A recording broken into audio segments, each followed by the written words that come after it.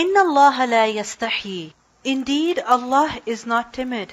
Allah does not feel shy. From what? أن يضرب مثلا ما بعوضة فما فوقها. To present an example of a mosquito or what is smaller than that. He does not feel shy to do so. Inna Allah la yastahi. Yastahi is from the root letters ha, ya, ya. Haya. Haya means shyness. Istahya, yastahi, to feel extremely shy.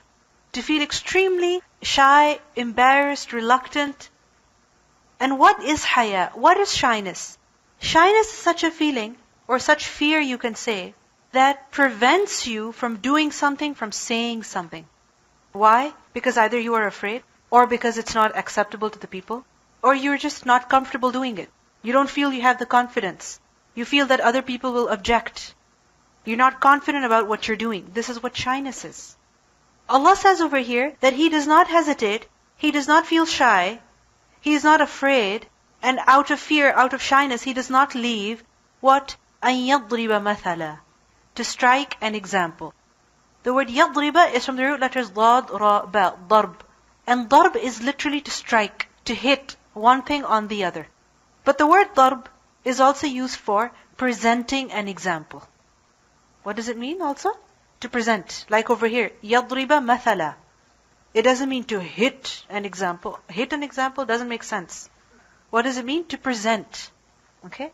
So he does not feel shy of presenting an example. And notice the word mathalan and ma. Any example, no matter what it is, no matter how insignificant a person might think it is. Even if it is of a ba'udah.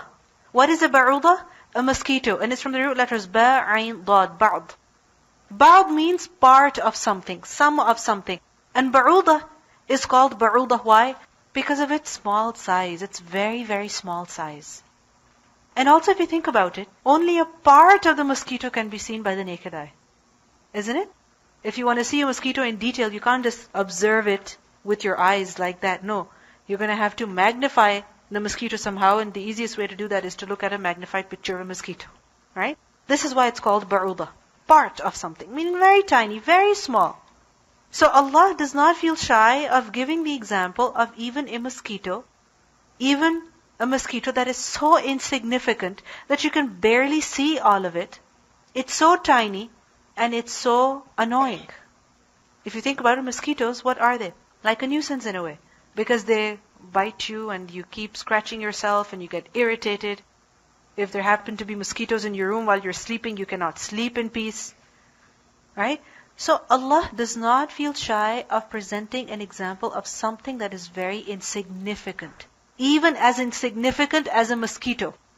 فَمَا فَوْقَهَا, or even what is above it.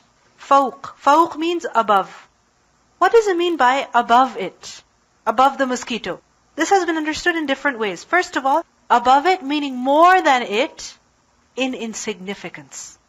The mosquito is insignificant. Allah does not feel shy to give an example of something that is even more insignificant than the mosquito. Secondly, fawqa has been understood as on top of it, meaning what is on top of the mosquito. And yes, there are some parasites that live on the mosquito. And imagine how tiny they would be. Allah does not feel shy of using that as an example. فَمَا فَوْقَهَا. Why?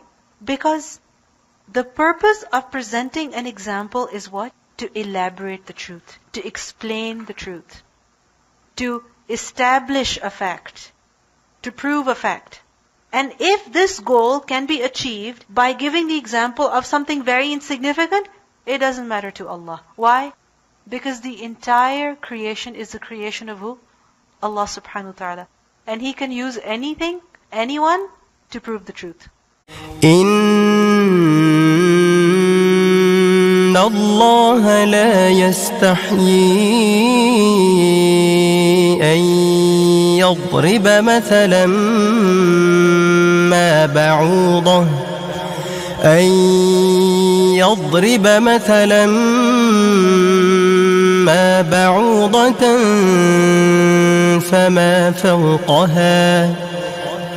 فأما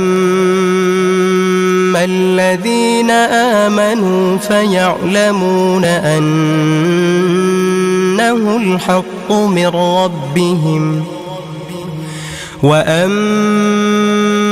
الذين كفروا فيقولون ماذا